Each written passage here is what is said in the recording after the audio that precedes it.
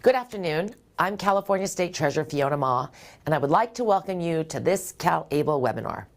As State Treasurer, I believe that CalABLE is an excellent financial tool for Californians with disabilities. For the first time, eligible individuals on means-tested benefit programs can save up to $100,000 without having their benefits impacted. CalABLE is a game changer, providing people with disabilities a low-cost, tax-advantaged way to save and invest for a better financial future. I am committed to promoting this program and for doing all that I can to continue to help people with disabilities strengthen their financial position to achieve a better life experience. Thank you for joining us today and for your continued support of the CalABLE program. I will turn things over to the CalABLE team to begin today's webinar. Good. Okay, thank you everyone for joining. My name is Thomas Martin. I'm the Executive Director for CalABLE. Appreciate you joining this webinar. This webinar, as you probably have guessed, is going to be focused primarily on children and young adults and how CalABLE can help with help plan for adulthood, help with the transition to adulthood, and continue to help adults throughout their lives. And we're also going to hear from some guest speakers who can talk more about each of those things, particularly the transition to adulthood. So really appreciate you coming. Now, the information we present in today's webinar it's also going to be relevant for other groups too, even if even if you're not supporting a child, or even if you're already an adult and you're looking for services for yourself. This is still going to be relevant information for you too. So please stick around. So again, thank you so much for joining. So before we get too far, we wanted to have a couple of polls. So let me hand it over to Madeline. Hello, everyone. My name is Madeline Handy, and I am an outreach specialist for CalABLE. And first, we want to know who is on the webinar. Are you an account owner? Are you an authorized legal representative who's managing the account for somebody else? Are you a parent or guardian of a potential CalABLE participant? Maybe you are a potential CalABLE participant, or maybe you're a state employee or service provider who's on today to get resources for your clients. Please take a second to complete this poll for us. I'm going to go ahead and end that poll and share these results. So we have a lot of authorized legal representatives and potential authorized legal representatives on today, 24% and 29% respectively. So welcome. We also have some current account holders on and some potential CalABLE participants. So hopefully this webinar will help you make that next step to open your CalABLE account. And to those who are looking for resources, you've come to the right place. There will be plenty of that today. So we'll go to the next poll. So for this one, we want to know, have you attended a CalABLE webinar before? Yes or no? And I'll give this just a few seconds. Okay, we'll go ahead and end that poll. And so it's about pretty split, 50-50. So 54% said yes, they've attended one of our webinars before, so welcome back. And then 46% said that they haven't, so welcome.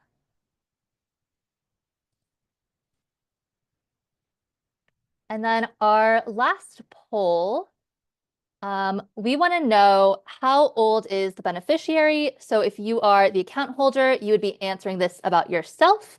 And then if you're the authorized legal representative or the potential authorized legal representative, you'll be answering this about the person that you are managing the account for. And then if you are a state employee or service provider, feel free to put whichever age range best matches your clientele.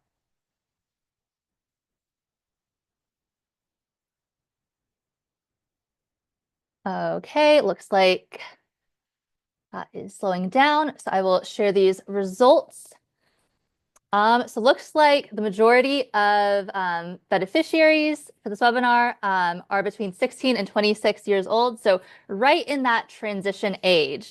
So that makes a lot of sense. But we do see people who are younger and then also people who are older, and there will be resources for everyone today. So Thomas, I will turn things back over to you.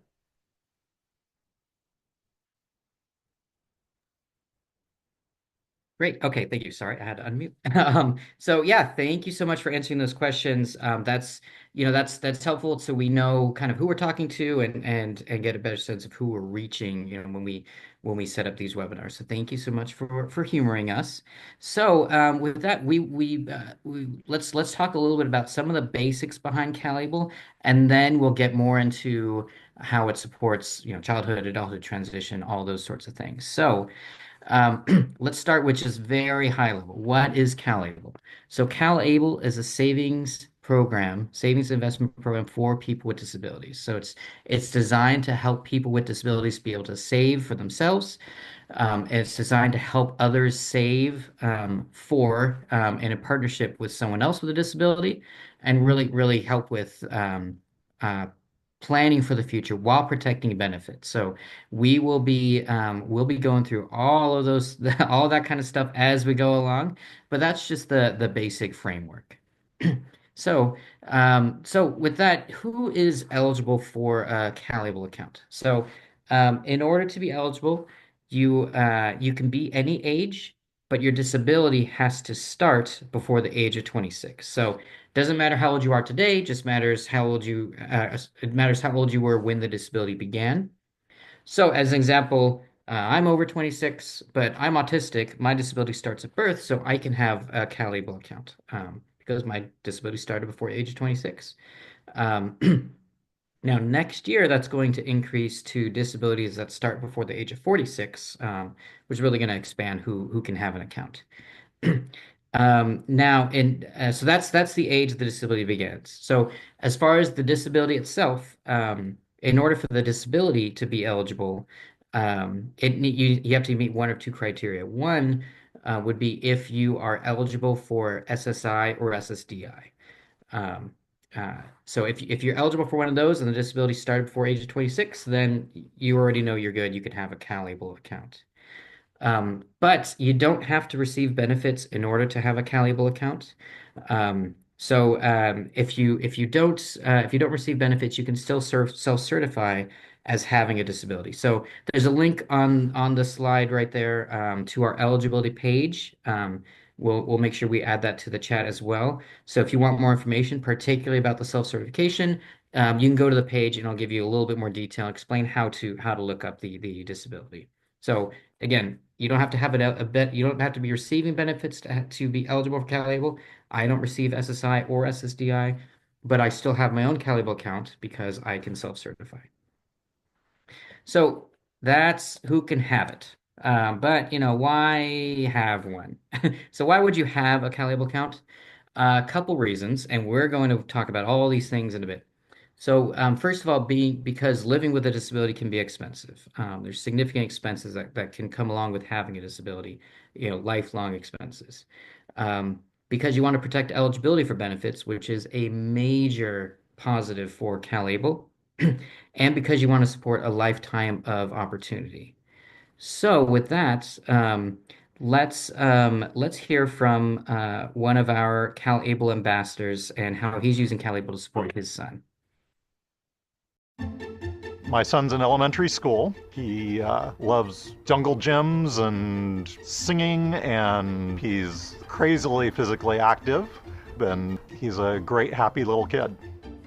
My son has autism. He was diagnosed just before he turned 3 years old, and he's been in special education and getting disability services since. There was this presentation on this new program called CalABLE, which I'd never heard of before as a parent. And I was like, this is the best thing since sliced bread for disabled kids. And I've been telling people about it ever since. The most important thing for a parent of a disabled child to worry about is protecting their access to disability services. The thing about an ABLE account is it protects your child's access and eligibility for disability services, which would be devastating to lose if you didn't have them. The CalABLE account, it's a great savings vehicle, an investment vehicle that my child can access immediately. This is kind of step one for financial planning for my son, and it took, I think, 15 minutes or less to set it up. The best feature is the ability to ensure that my son will continue to be eligible for disability services when he's an adult. If you're eligible, you should be doing this today. We are CalABLE. Okay, so yeah, so that's how Stephen is using CalABLE to be able to plan and save for the future for his son. So one thing he mentioned was protecting benefits. And again, this is a hugely important part of CalABLE. So for those who don't know, especially this, if you're parents and you haven't really had to navigate this world, benefits programs can come with significant limitations in order to be eligible. So the biggest one of note is probably SSI. That's Supplemental Security Income that comes from Social Security Administration. And that's the main source of income for a lot of people with disabilities who either can't work or they can't work gainfully. SSI is and can help provide a steady income. The challenge with SSI is that you can't have more than $2,000 in general and have an SSI and have SSI benefits. Meaning if you save more than $2,000 at any point in any bank accounts or anywhere else, you could lose your next SSI payment. So, imagine your next paycheck didn't come in because your boss found out you had more than $2,000 in the bank, and they figured, well, you obviously don't need more money than that.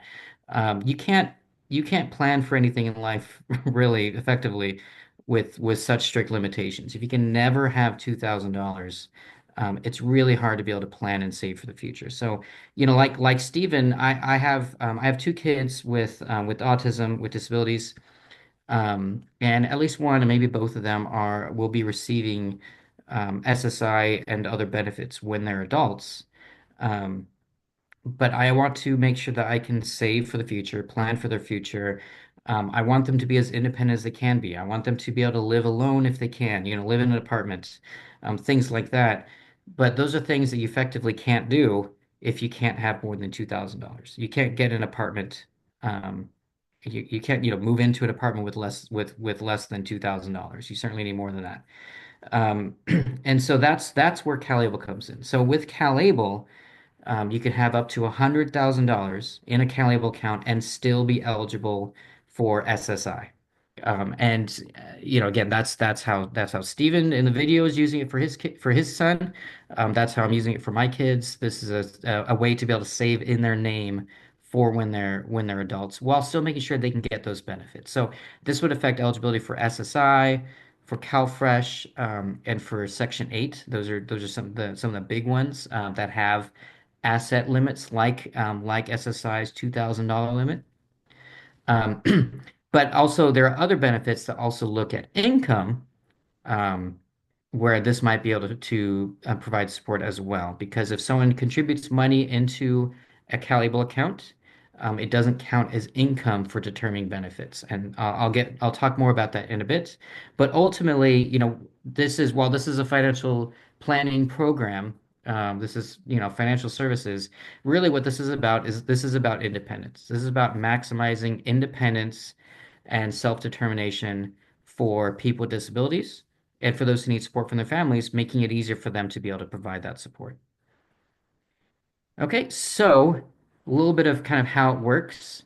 How much can you add into a CalABLE account? So annually, the standard cap is $19,000. There's one exception for this, we'll get into in a bit, but for most account holders, you can add up to $19,000 within a calendar year at any point during the year. As I mentioned before, you can have up to $100,000 and be eligible for SSI. So that's the significant cap for a lot of our account holders. Or if you're not receiving any benefits, you can have up to $529,000 in your CalABLE account before you hit the cap. So a lot of money you can save over time. So what can you spend the money on? So this is on the screen, there's a bunch of examples, but the really the most important thing to think about is the rule is that what you spend it on needs to benefit the health, independence, or quality of life of the account holder, meaning the person with the disability. It needs to benefit their health, independence, or quality of life. So if you're thinking about what you can use the account on, that's the framework that you want to think about it with. So on the screen are some examples that would be likely eligible expenses. Um, Includes things like education, housing, transportation, food. Those sorts of things are likely to be eligible expenses based on federal law. Um, and so, as some examples, these are some gorgeous service dogs that some CalABLE account holders have. On the right is Valerie and Cleo. Valerie is one of our ambassadors, and Cleo is her service dog. On the left is Henrietta. That is one of my son's service dogs. And so this is a great example of what you can use a CalABLE account for. So it's not just the cost of the service dog, but also the cost of any equipment, any food, travel to go get the dog. So many things you can combine into that go into the cost of getting a service dog. It's very expensive, I can tell you from personal experience. But CalABLE can be used for that, and it can help you save for that. That was mainly an excuse to show pictures of my dogs. So why open a CalABLE account during childhood? I think, that's why at least some of the folks here are here for. Why does it matter that you get started in childhood? So there's a couple of main reasons that we'll get into. So one, you want to protect eligibility for benefits from day one. There's no gap in eligibility. So the second that they might qualify for a benefit, that you could still have money saved and they'd be protected. Two is that you can prepare for major expenses either now or in the future. And then three, of course, would be that you can grow a nest egg for when they're adults. So let's talk a bit about that nest egg. So the sooner you start saving, the sooner you can start growing a nest egg. We have a lot of different there's different ways that you can do this. So you can roll over money from a 529 college savings plan if you have one already. This is the case for some families that start a college savings plan, and then their child develops a disability later on, and they realize they might not be college expenses to have, but you can roll that college savings money into a CalABLE account. Um, you could still use it for education, but you could use it for other costs as well. So that's one way you can fund it. You can also contribute yourself directly, of course. Um, and in saving, you can use our various investment portfolios. We have 8 portfolios available that you can pick and choose from. There's more information on our website you can take a look at that kind of walks through how it works. Madeline has helpfully put that in the chat. So please take a look. But basically, it allows for you to think about what you're planning for and how far out you're planning for and what level of risk you'd be interested in for the investment portfolios. There are fees associated with it, but we do try to keep them as low as we can. We are a state program after all. And very importantly, you don't pay state or federal taxes on any earnings in the account. So as long as the account is only used for those qualified expenses I mentioned earlier, anything that benefits the account holder's health, independence, or quality of life, as long as you do that, again, you don't pay any state or federal taxes on those earnings. So it's just a great savings vehicle for the long term. Now, so I mentioned before about being able to contribute to someone's account. So anybody, anywhere, could be family, could be a friend, could be a complete stranger, doesn't matter who. Anyone could add to anyone's CalABLE account. You're still subject to those limits I mentioned. So, for example, $19,000 within a year. But anyone would be able to add to someone's account, and it wouldn't count as income for tax purposes or for benefit eligibility purposes. So this is a great way that someone can that you can kind of plan for the future. So for example, you have an account like my kids, and you tell friends and family, hey, if you ever want to give them money or give them a gift or something, you can send it to their CalABLE account directly. Um, and it's a great way that when they're adults, that they can continually get support from the community, from their support network, to pay for bills or whatever it might be. Um, and you do this by setting up a gifting page. It's very easy. It takes like a minute to set it up, and you'll have a very unique page that's specific to that person that you could send it out to whoever you like, and they just go on that page and they can contribute directly that way. So it's very easy. Okay, now so there's again there's two ways to kind of think about how you'd want to use it. You can spend when you need to, right? You can spend when you need to. You don't have to wait for example, if you open this account for a child, you don't have to wait until adulthood to be able to use the account. So this is an example from one of our account holders, Ashley. I should say the account holder is Dylan. His mom is Ashley. She said Dylan got a bigger wheelchair, and then we found out it doesn't fit in our car. We realized that we had money saved in CalABLE, so we sold our old car and used the money in our CalABLE account to have extra money to buy a bigger, nicer car. It fits his wheelchair amazingly. Um, so, again, even though he's still a kid, um, parent could still use the funds to pay for whatever is needed to benefit him. Because buying that car, even though it's the parents, it's in the parent's name, it's the parent's car, it was purchased for him. It was purchased, to benefit him. So you can spend when you need to. You can also save for tomorrow. So on the screen here is me and my son Miles. Uh, I'm the one on the left, to be clear. And so I'm using it just to save for adulthood. I want to make sure my kids can be as independent as they can be as adults. And that means being able to have an emergency fund, being able to set aside money to get, an apartment or somewhere else to live, those sorts of things. That's how I'm using it. You can use it both ways.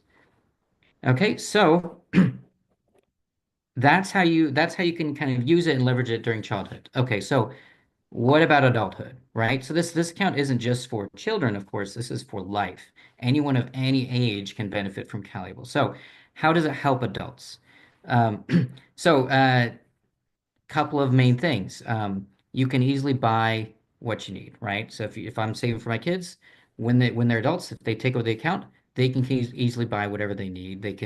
Or they can continue to save. They can continue to save for the future. While they do this, they can protect their benefits, and throughout this, they're being more independent. They have better ability to be able to support themselves.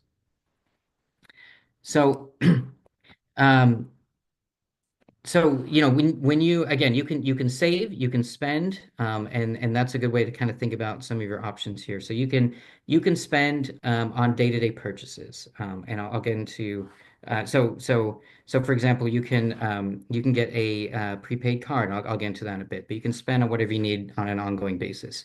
You can plan for emergencies. You can just save up, save for major expenses.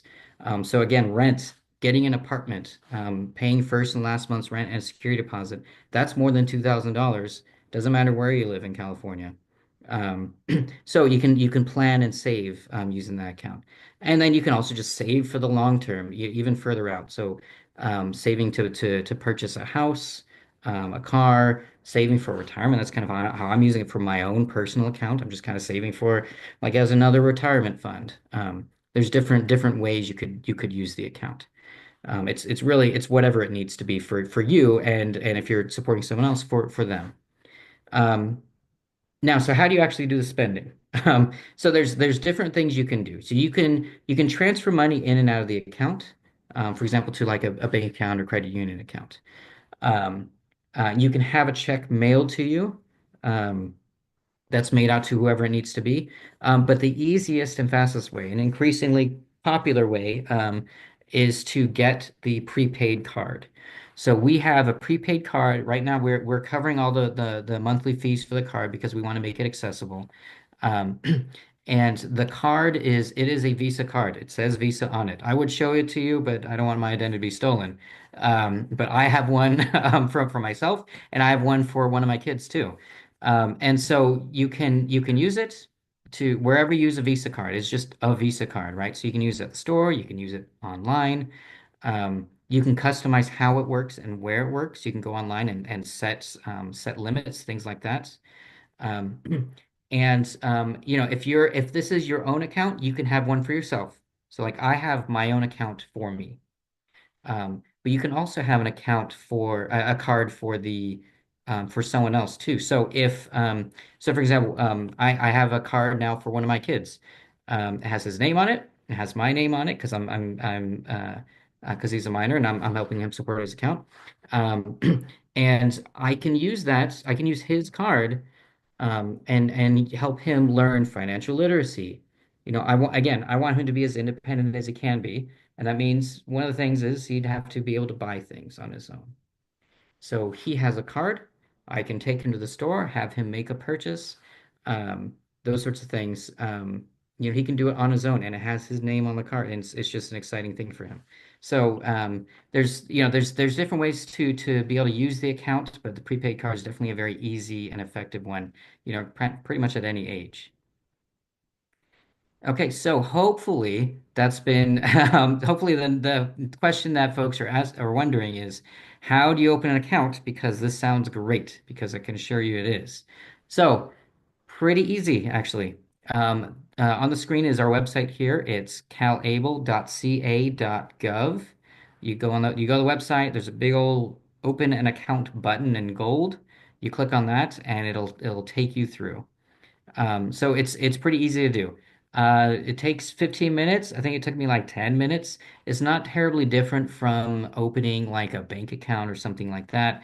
It's a lot of similar information, just a little bit more because for example, getting some information about the disability eligibility, making sure that someone has an eligible disability. But it's really not a whole lot. So some things to keep in mind. One is that the person with the disability, it is always their account, right? So it's always their account, and they are always the beneficiary of the funds in that account. So it has to always be used for them, and it is their money. So it's something to think about. This is really about them, about the person with the disability. But it can be opened by someone else, right? So I have my own account, I open it myself. My kids have accounts, I opened it for them.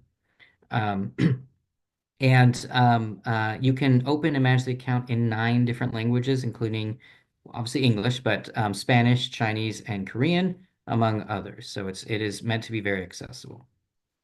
So that's how to do it. It's not too hard. And the sooner you do it, the sooner that you can start planning and saving for the future.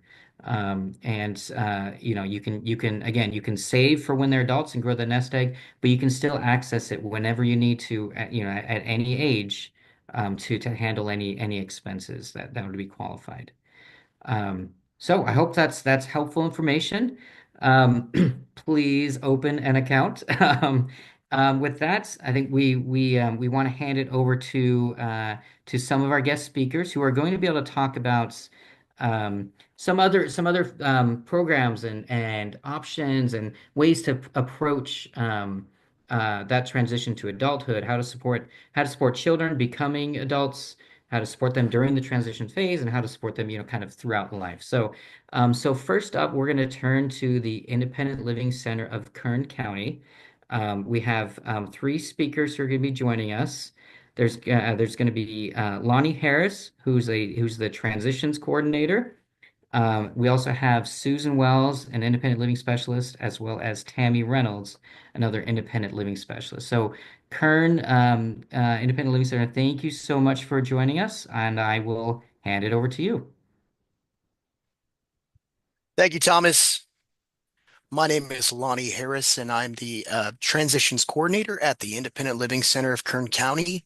I didn't put my email on this slide, but my email right here, if you guys want to ask me any questions, it's Lonnie, LONNIE, at ilcofkerncounty.org.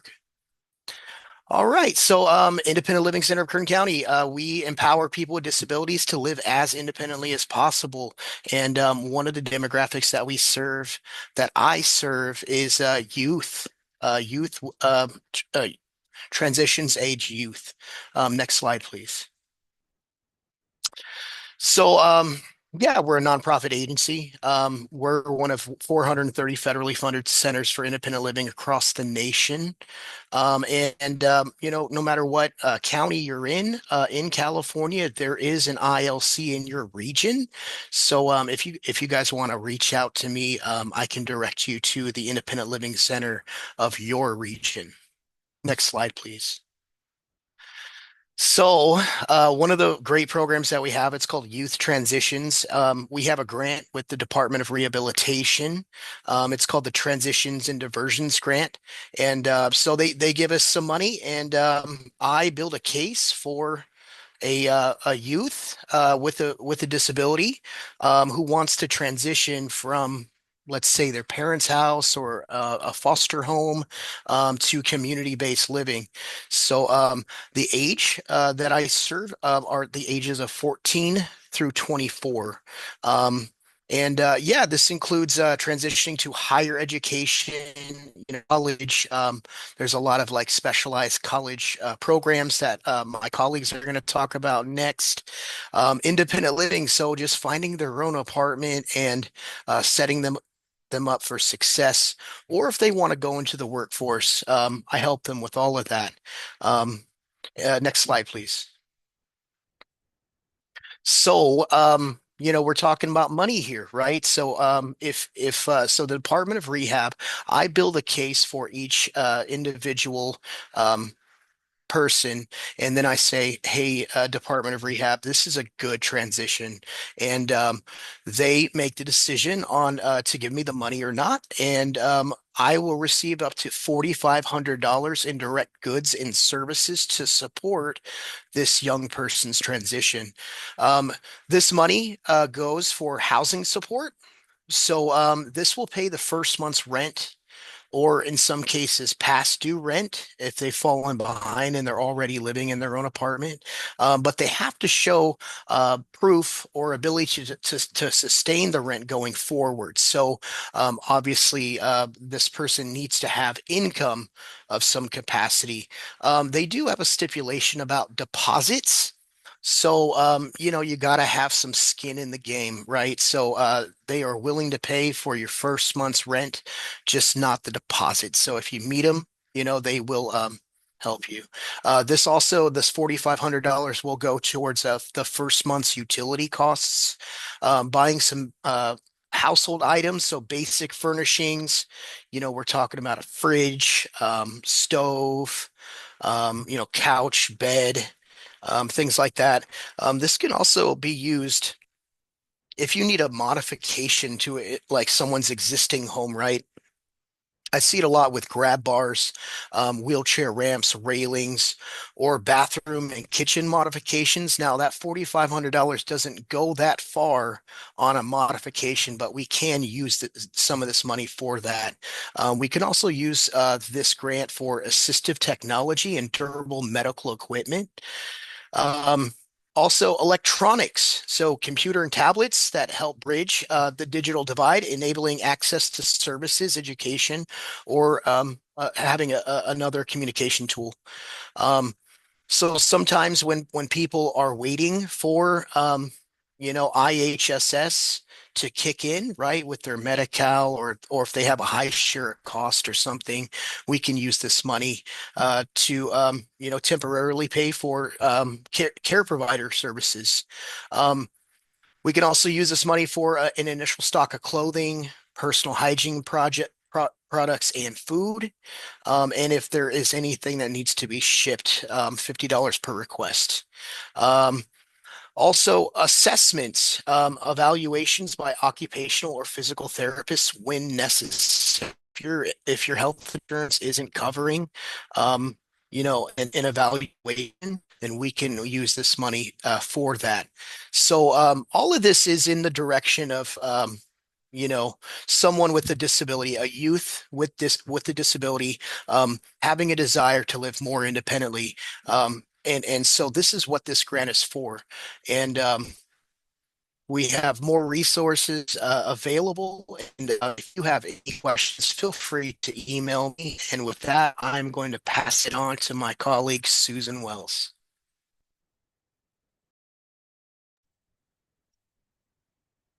All right. Thank you, Lonnie. You did very good there. Awesome.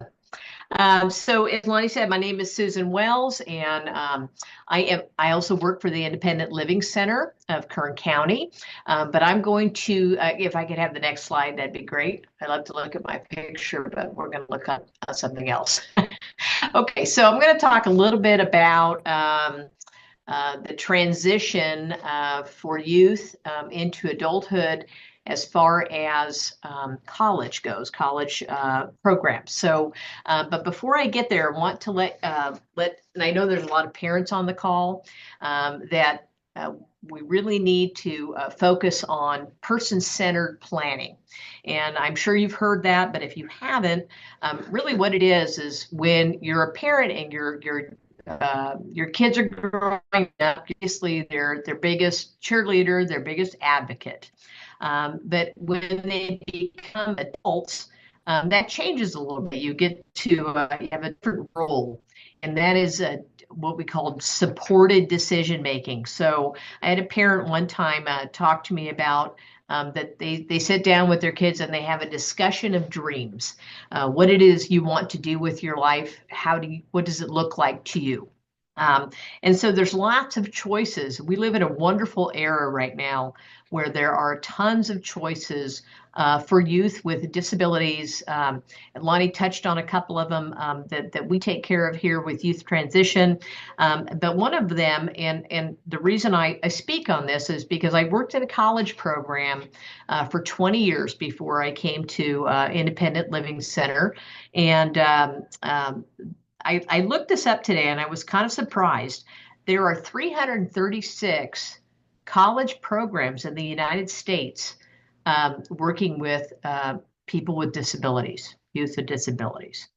22 of those are in the state of California. And I've highlighted a couple of them here in the link. I can speak directly about Taft College Transition Independent Living Program because I work there, but there's other various programs. Fresno State has the Wayfinders program. UCLA has the Pathway program. UC Davis has the SEED program. And then there's also programs that are sponsored through and funded through the Department of Rehab, college to career programs. And so lots of choices out there, and it really depends on what it is that you want to do with your life. They all focus on something a little bit different. Some focus on living independently, having those independent living skills. Some focus on employment or career, and some focus on college skills or independent living skills. So it's like I said, it's a wonderful time right now. There's so much choice to discuss and which direction you want to go. So the TILS program specifically kind of is a well-rounded program. They focus on a lot of those skills. They focus on job skills, internships. You do work when you're in the program. Career choices, what you want to do with your life when you're done as far as work. Living independently, you live in a dorm on campus, and then your second year you live off campus. So now you're cooking on your own. Of course, we have assistance with instructors.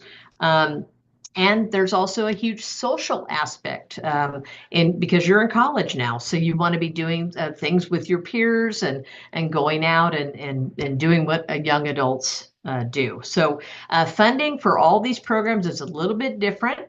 So I highly encourage you to take a tour, get the instructions, see which one is best for you. Some could be in your backyard. Some could be miles away. We at the TIL program, we had a lot of students that were from all over the state of California.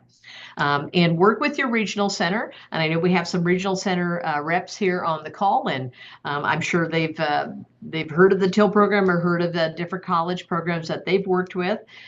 So I highly encourage you to explore this if this is something you want to do.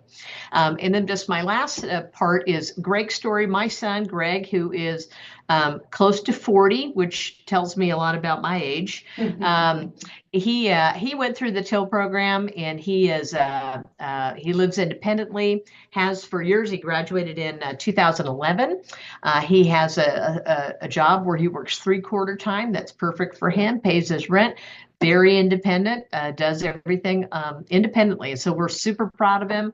But he's a success story of what a college program can do. So I encourage you to look at the links and examine what's out there. Okay, so I'm going to turn it over to my colleague, Tammy Reynolds.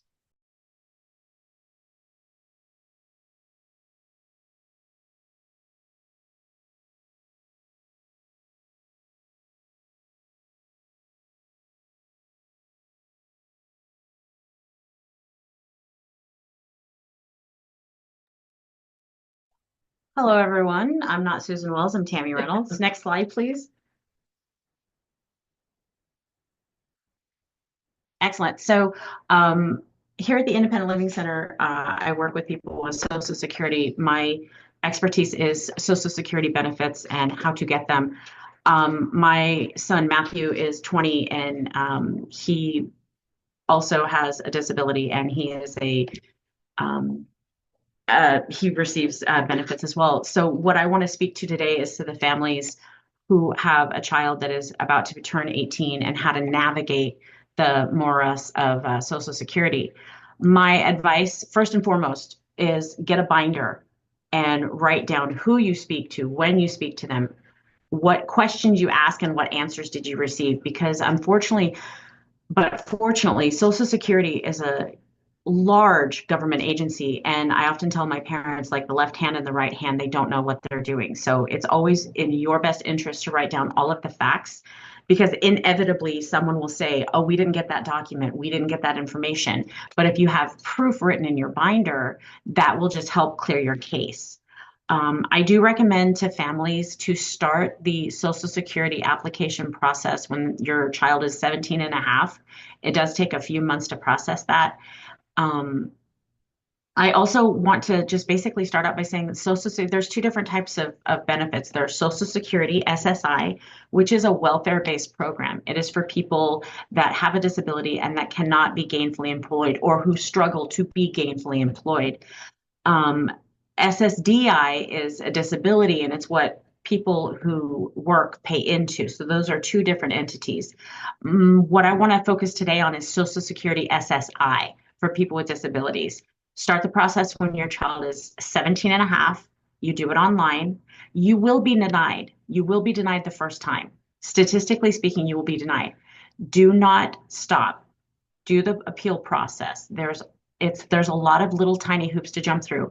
I will also let you know that Social Security can provide you at no expense to you an advocate to help you. You can also pay a professional to help you, but I will just advise you, this is a marathon. This is not really easy. It's designed to help the person, but it's not designed to help them thrive. All I will say is just document every single thing. The other thing that I want to speak to you about is the Disability 101 website. It is my favorite website. I like to give it to every single person that I work with. You can go to Disability 101. There's a link right there in the slide, and it will help you determine how much your student, your adult child, has to earn in order to live independently. It will show you the average rent in whatever city you're looking at. It will show you how much your person, if you are over 18, how much you would need to make in order to be independent. It's just a really wonderful slide, and I truly recommend every single person to check it out. But just remember, there's always help. There's always someone that can advocate for you. But as a parent, if you're a parent on this this webinar, your child is always your child, but when they become 18, they're adults. They have autonomy. And I think Susan spoke to this earlier. Your job, instead of being their immediate advocate, is to be the backseat driver advocate, to give them the reins and help them to make their choices, not make those choices for them, but to help them make those choices. And it's going to just be an awesome adventure. And yeah, I think that's all I've got for right now. So thank you for letting me participate. If you have any questions, you can always reach out to the Independent Living Center, and we're always here to help you. Thank you.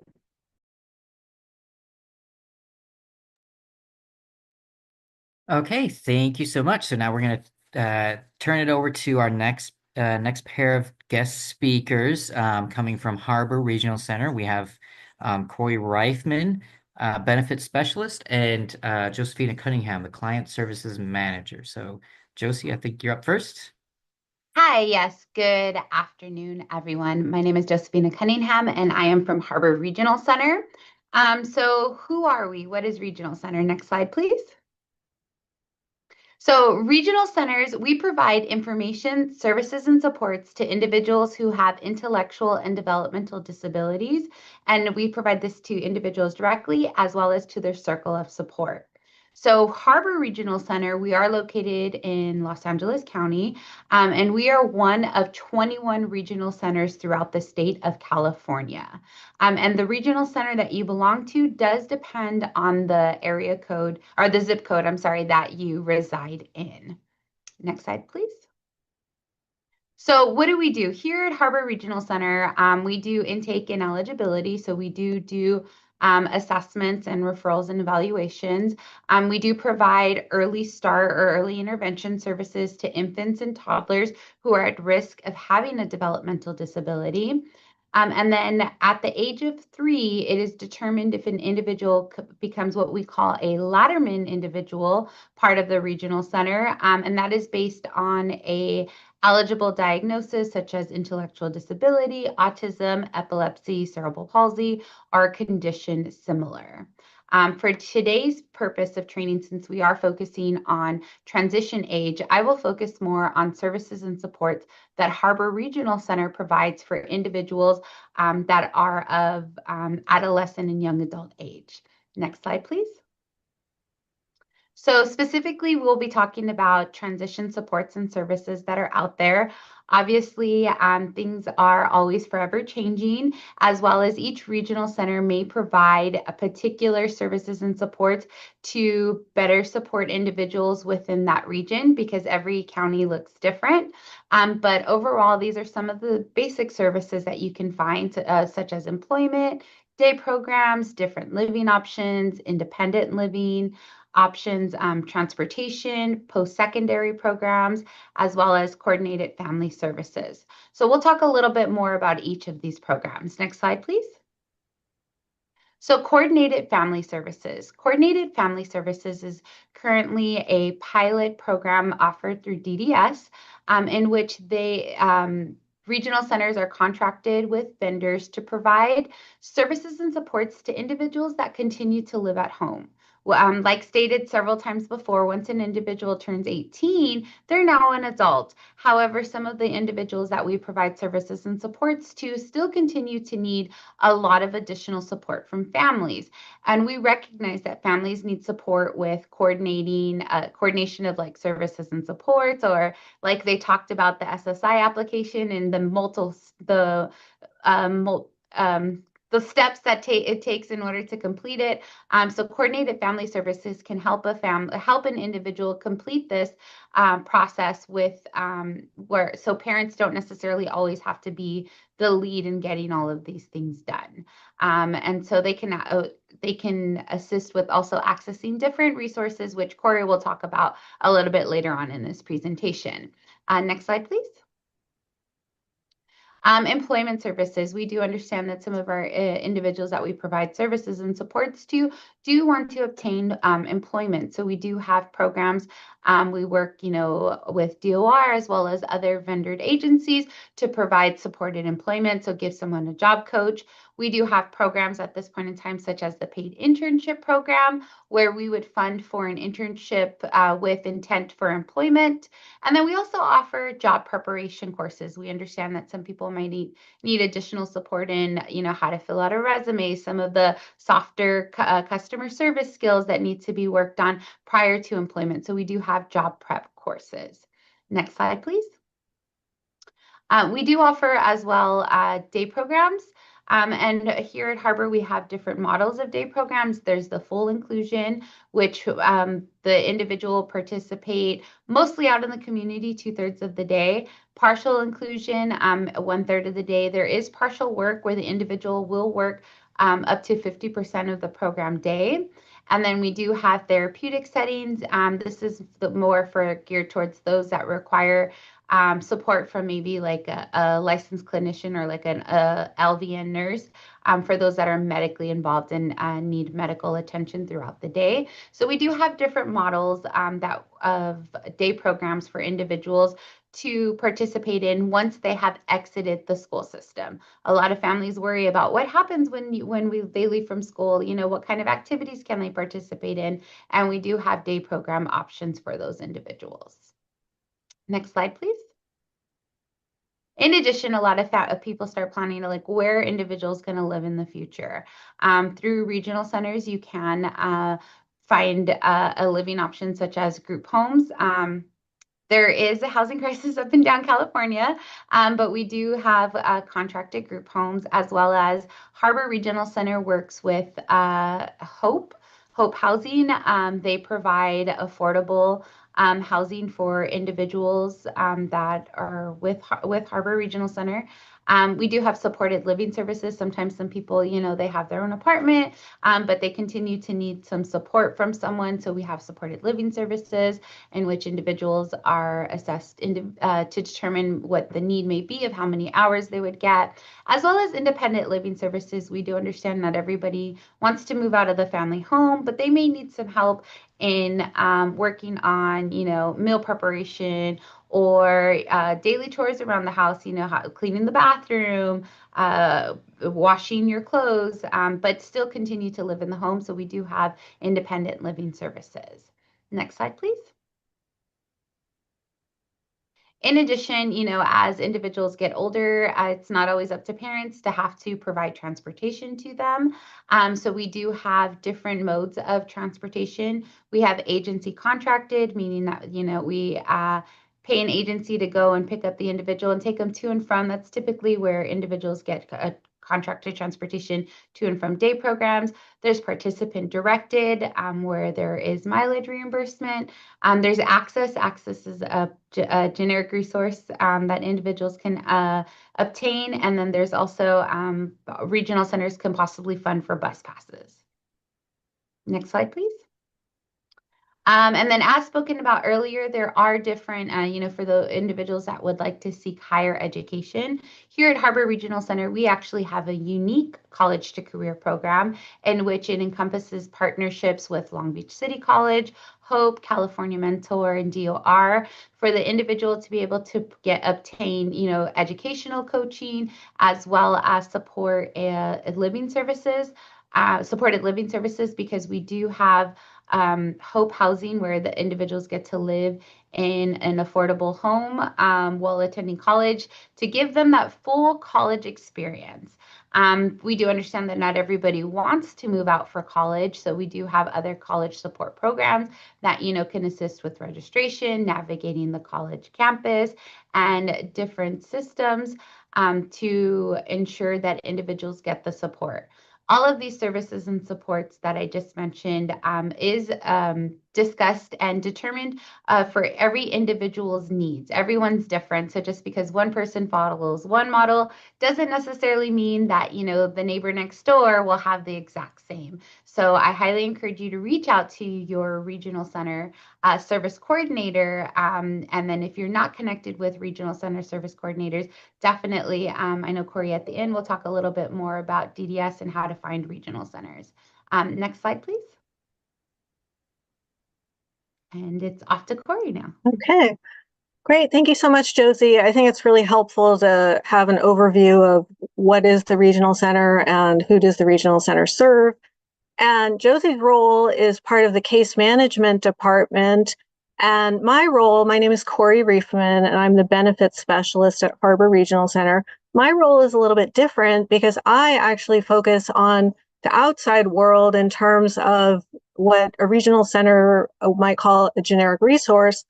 So health insurance, public programs, public benefits.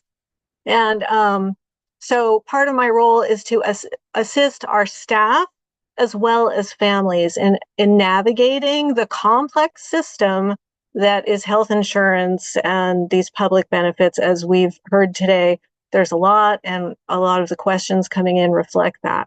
So a lot of my job is, as Josie just said, each individual is different, and regional centers are, here to look at the needs of the person.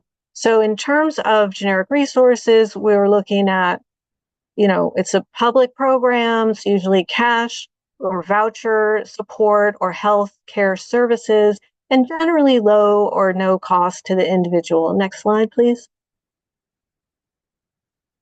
I'm just going to review some common generic resources and programs that have already been talked about today. Very common, and especially in the regional center community, is supplemental security income, or SSI, which, as Tammy said, is for individuals who are low income. Social Security will review the age and income and determine if the person meets the disability criteria under Social Security rules. So they have their own criteria that they review, which is why, as Tammy noted, a lot of people get denied in the first run. And I also review cases related to this. Medi-Cal, if you have SSI benefits, you have Medi-Cal automatically, but Medi-Cal can also be accessed on its own. You don't have to have SSI in order to have Medi-Cal. And Medi-Cal is a fairly comprehensive health insurance program. And it used to be that, ABLE accounts, as Thomas and Madeline have talked about, ABLE accounts are very important to access and retain public benefits. Well, Medi-Cal no longer has a resource limit, but they still look at income. And for individuals who have Medi-Cal, you can also apply for IHSS, or in-home supportive services, which is another type of program for individuals who want to remain at home, but they need assistance with activities of daily living or performing basic tasks like bathing, dressing, feeding, toileting. And so the IHSS program, which is by county, is also very important for the individuals that we serve, that regional centers serve. Next slide, please. And a few speakers have noted that, individuals with disabilities, and particularly in the regional center community, we have individuals who are medically involved, meaning they have more medical needs, they have a complex case, they may have nursing services, even if they're living in the home. And so I wanted to mention these programs because they're very important for the transition age. Whereas SSI, Medi-Cal, and IHSS serve both children and adults. These programs on the left column, EPSDT and CCS. You may have heard of these programs. They're very important for individuals who need nursing services in the home, called shift nursing. For EPSDT, you have Medi-Cal, and the EPSDT benefit offers some additional benefits like nursing services that are outside of the standard Medi-Cal benefit. And so a lot of individuals are accessing nursing through this program. And CCS, which is another important program, a child may be eligible based on their medical diagnosis, or they're receiving services through the medical therapy program. And the reason it's important for this age range of transition is because both of these programs stop at age 21. There's no exception to that. So it's important when regional center works with an individual or family, the service coordinator, is has training to know, okay, I have a transition age team or individual, and it's important for me to notify the family that these services are going to end. So then how do we implement getting the nursing service or whatever the need is? And one of the programs that is currently available in the state of California is called the HCBA waiver, which is a home and community-based alternatives waiver program. And children can be on the waiver, but one of the main functions is to pick up where EPSDT is going to leave off at age 21. So if you need more information about this, I would suggest looking into it, speaking to your service coordinator, reaching out to one of the speakers here that we can provide additional information. Next slide, please. So again, in terms of my role at the regional center, I'm doing benefits consultation and support, both for our staff as well as with the family. And I work on the issues that are listed here, which include Social Security and SSI benefits, Medi-Cal and IHSS, of course, EPSDT and HCBA waiver, and also health insurance, just general health insurance, private health insurance, Medicare, because those also work in conjunction with Medi-Cal. And then, of course, ABLE accounts, because as others have said, I think ABLE accounts are an amazing resource. It's very important to take advantage of opening an account if you have the ability to do so, and utilizing that with these other benefits. Next slide, please. The technical support, it's available, in the regional center system. In my role, again, looking to access programs based on eligibility, how to apply for benefits, access to care when you have a denial or a service delay. Of course, the denials like for SSI or IHSS, program terminations. So looking at the appeal process, looking at the hearing process, and then sometimes families are billed for services. So we look at that as well. The other thing at Regional Center, at Harbor Regional Center and others, is that there are a lot of events. So I do workshops for families. The Harbor Regional Center has a whole training and events calendar. Next slide, please. One more slide. In addition to, go back to the, you skip, okay. Yeah, I don't know which one was next, but so the clinical team, and so in addition to benefits and case management, regional centers also will offer a clinical review of cases, because again, we are dealing with individuals with disabilities, individuals who may be more medically involved. And so at Harbor Regional Center, there is also a clinical consult team with different licensed and certified healthcare professionals to assist our staff and families in accessing services and understanding their health care needs and condition. Next slide, please. So for more information about Harbor Regional Center and in our service area, you can check our website, which is here, and perhaps Madeline can also drop it in the chat. There's a family resource center. That's something across the regional center world. And of course, workshops and events, our training and events calendar, parent support groups, classes, and more. There's a lot of publications and resources available in the regional center world. Thank you.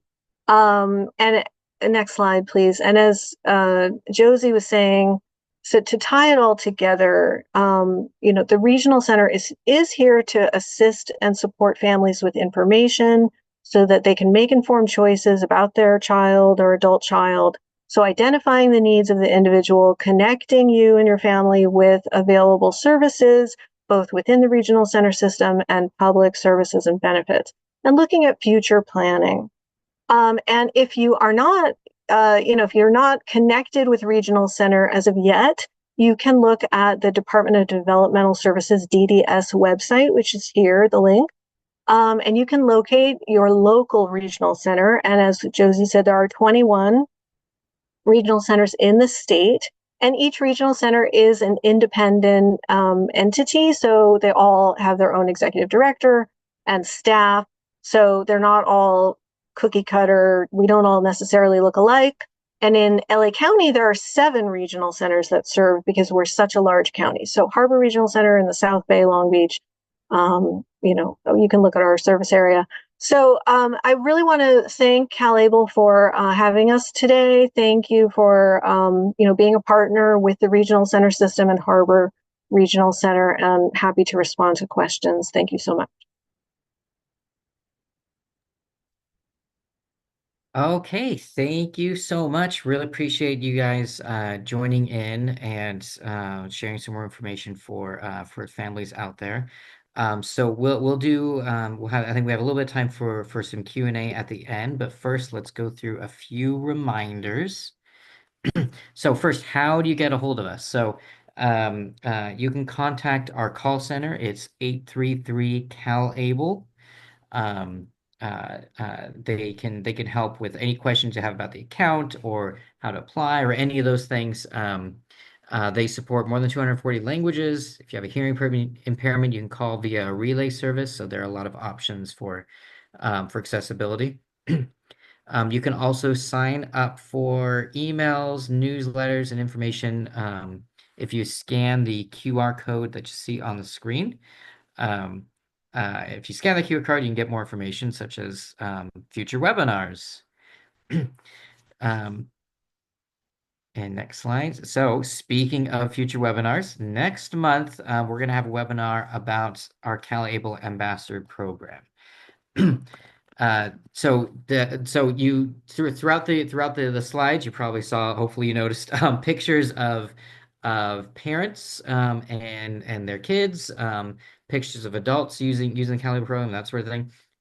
Those, with the exception of me and my kid, those are all, and my service dog, those are all ambassadors. Those were all CalABLE ambassadors. So they were all account holders who have accounts, who are using it, who are want to share information about the CalABLE program to other people in the disability community. So if you're interested in doing that, it's really cool. We'll have a webinar to discuss it next month. It'll be a special webinar just for that. And following this, you will also you'll get a link to fill out a survey, anonymous webinar survey. There you can provide information about what you thought about the webinar, and you can also ask any additional questions that that either we didn't get to or that you thought of after the fact, whatever it might be that'll help. You can ask those questions in the webinar, and we can try to get back to you. And then some disclosures. So what in my part of the presentation, I mentioned that we have investment options. Some of those investments are tied to stocks, bonds, and securities. And so, as with any investment options, you want to consider the risk of doing that. So please read our disclosures. It's in 2 parts on these slides. There's also more information available on our website for you to review, and these slides are available in one of the links in the chat. Okay, and that would be it for the presentations. Really appreciate everyone joining us. So now we have a bit of time for some Q&A. I think Madeline, if you want to hop back on, I think you're doing it. You're asking the questions. Yes, I do have some questions ready for you, Thomas. We've received some great questions. I wanted to start off with, how does CalABLE work with a special needs trust? Sure. So we have we actually did a webinar in December. So if you want more details, I would strongly recommend going to our YouTube channel and watching that video. But basically, CalABLE and special needs trusts work very well together. In some cases, you can operate with just you can't operate with just a CalABLE account, right? If you can use the CalABLE accounts and just contribute to it each year. You stay under the $19,000 annual limit. You can use it on its own. But special needs trust can be very helpful in some cases, particularly when if you have a larger sum of money that you're trying to protect benefit eligibility for. So for example, if there's just a large inheritance, or a life insurance payout or something like that, where there's a large amount of money that's either there or could come in the future, you can establish a special needs trust and have that basically be connected to CalABLE. And so what you would do is you would have it so that each year the special needs trust would fund the CalABLE account to the maximum amount each year. And then over time you would slowly draw down the special needs trust. So by doing that, you'll still protect benefits, but there's a couple of significant benefits that come from doing that. So one is that CalABLE is going to be more closely tied to the person with a disability, and that's kind of clearly their funds. Um, and also you'd get the tax benefits that come with a CalABLE account, the tax-free growth for both state and federal taxes. Great, thank you, Thomas. I have a question for Lonnie. So Lonnie, if you're available, see. You can go ahead and come on camera or unmute. Or maybe Susan can answer this question. Who qualifies for the $4,500? Are there any age or residency requirements?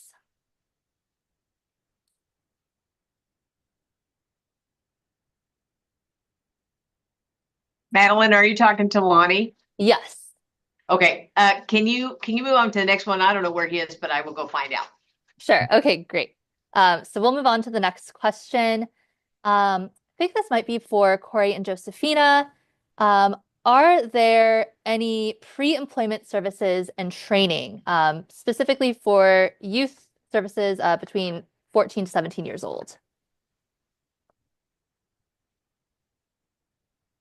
Josie, are you able to?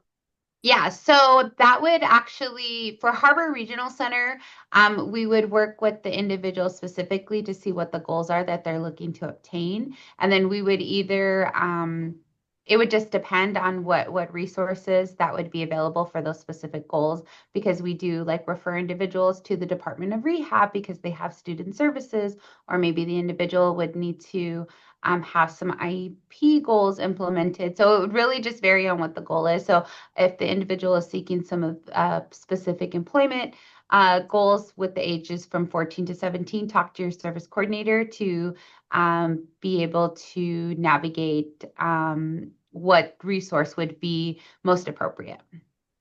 Okay, great. And then another question, do the college opportunities have age limits? So college is open to everyone of all ages as far as any of the resources that we provide. Each program has different requirements some may have age limits and some may not. I know that the Kern individuals had listed quite a few of different programs. So it would just be on the program that the individual is interested in to determine if there's an age limit or not.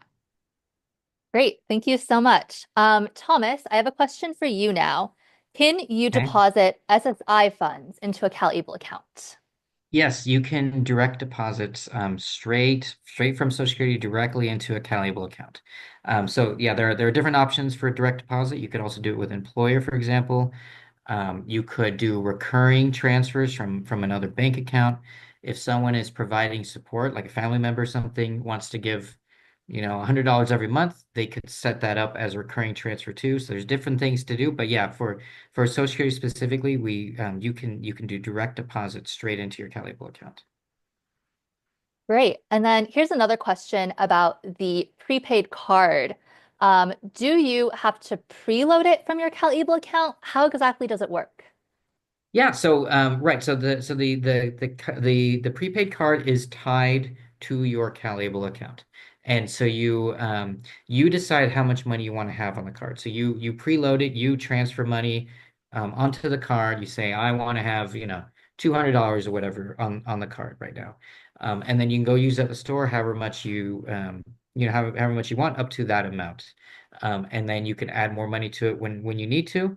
And you can also set spending limits too. So you can have $200 in the account, but you could say, I only want, and this is particularly useful if you're supporting someone else who's using the card.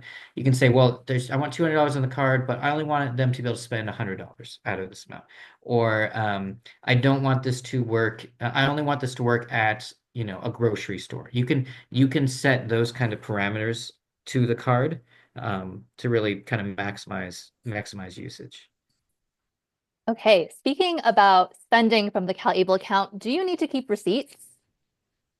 Sure. So we do recommend keeping records and receipts. It's just a good, it's just a good personal finance rule.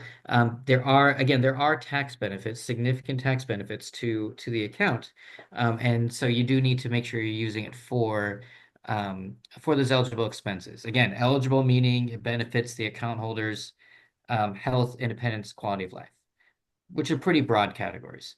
So as long as it's benefiting them, then you'd be good. But we do recommend keeping those receipts in case, heaven forbid, you were ever audited by IRS or something like that, that you could just provide documentation just to show that those were eligible expenses. If you use the prepaid card, not only are those expenses tracked as you go, you can directly upload receipts into that portal as well. So you always have them and you don't have to try to find them.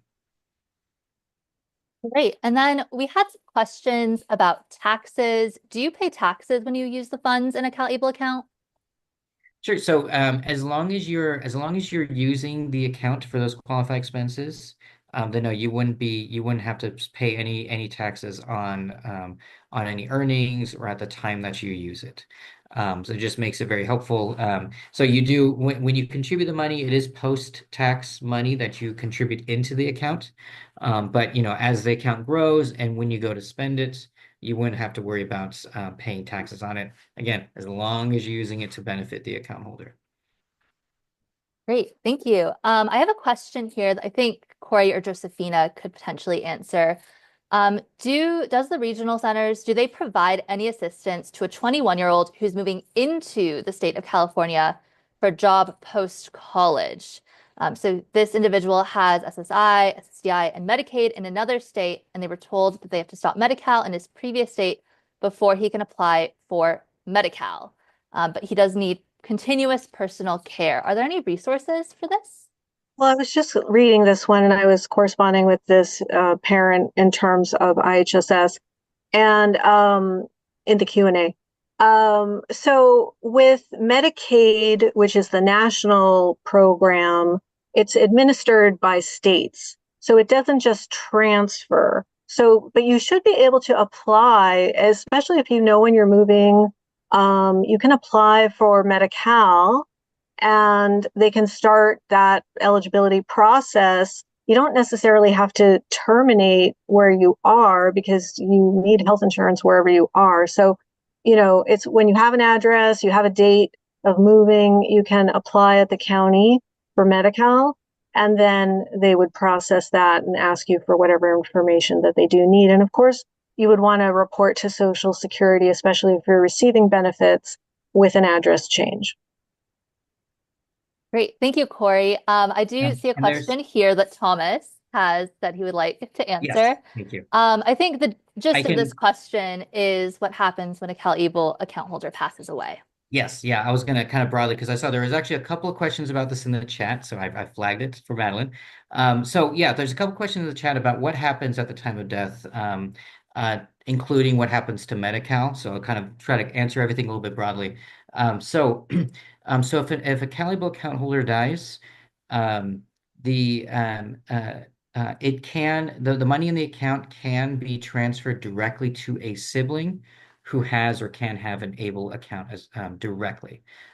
So it can be a sibling, a step sibling, a half sibling. As long as they're designated before the time of death, you could set them up to transfer, right? So I have both kids, and God forbid something were to happen, one of them, the money from one's account would directly transfer into the other. But again, this is only specific to siblings. I'm sorry, that's federal law. We're kind of stuck with that. I know in most cases, for most families, that probably wouldn't be the case. It probably wouldn't be siblings who would be eligible. So when that happens, the account becomes kind of like any other part of someone's estate, like a bank account or something like that. So it becomes part of the estate process. But there's a couple exceptions to consider. So one is that you can continue using the account for anything that benefits the account holder. So if there's some outstanding payments they had, or funeral expenses, that's something that's specifically called out. Any funeral expenses, you could still use the money in that account for those purposes. Um, and if you, after that's been exhausted, if you go to then basically pay it out, let's say the inheritor is a child, child of the account holder, a parent, something like that. Um, there would be a tax penalty on the earnings part of the account. So not the entire account, just tax penalty on the earnings, because at that point it wouldn't be a qualified expense. Um, but there's one other thing to think about. So if someone is receiving Medi-Cal, normally, and this is a huge benefit for CalABLE, normally if someone receives Medi-Cal, in most cases, at the time of death, their estate is then used to pay back any benefits they received from Medi-Cal. And for, I would assume, the vast majority of people, that basically is the entirety of their estate. Um, However, CalABLE is special because it is exempt from that. In most cases, I should say. So in most cases, if someone would normally have to pay Medi-Cal back from the estate, this would instead be exempt from it, and it would simply go to, again, a family member, whoever the inheritor would be. So without being paid to Medi-Cal. So there are some specific exceptions. We have more information on our website. We have a Medi-Cal explainer. It's also in our program disclosure statement. But again, this is a huge benefit and really helps families be able to, kind of recover from the loss of a family member, and make sure, that money's passed along to stay with the loved one. Great. Thank you, Thomas. One quick question just about eligibility. This person said, our autistic tween is receiving regional center services. If we open a CalABLE account for her now, and then the regional center later deems her no longer eligible for services, does that affect CalABLE account participation and ability to eventually withdraw or use the funds in a CalABLE account? Sure, yeah. So the important thing to think about is, so in order for the disability to be eligible, it doesn't matter if they're receiving benefits. So it doesn't matter if they're being supported by regional centers or whoever. I was never supported by regional center because I was diagnosed as an adult, because they didn't really diagnose kids when I was a kid with autism, very much. So, but that doesn't matter. It doesn't matter who, if anyone, is supporting me. It doesn't matter what benefits I receive. What matters is my disability, right? So yes, so if your tween is were to not receive regional center support for whatever reason it might be, or if you were to I saw there's some questions about if you were to move out of state, in which case regional center wouldn't even be around. That wouldn't matter because they still have an eligible disability, and that's what you need in order to have an account. So you could still benefit from it. And when they're adults, they might be getting other services like maybe SSI, and this would protect their eligibility for those benefits as an adult. Great. Thank you, Thomas. Well, we're almost at the end. And so I did see a lot of questions about receiving the contact information for our guest presenters today. We will be sending out the recording to everybody who is on this webinar and everyone who registered. And we'll also include that contact information in that email as well. So thank you, everyone. And I'll turn it over to Thomas. Sure. Yeah. So thank you so much, everyone, for joining. Really appreciate it. I know this is, speaking as a parent, for personal experience, and you heard from many of the guest speakers also speaking from personal experience. Being supporting someone with a disability or living with a disability, it can be tough. It can be challenging. It can be hard navigating benefits and savings and all those sorts of things. And so really hope that this was helpful information we were able to share here today, to help you and your families navigate that. Yeah, you will have a link to fill out a survey after the webinar. So please, if there's any other questions you have that we couldn't get to, put your questions in that, and we can do our best to answer them. But again, thank you so much for joining us, and have a good May.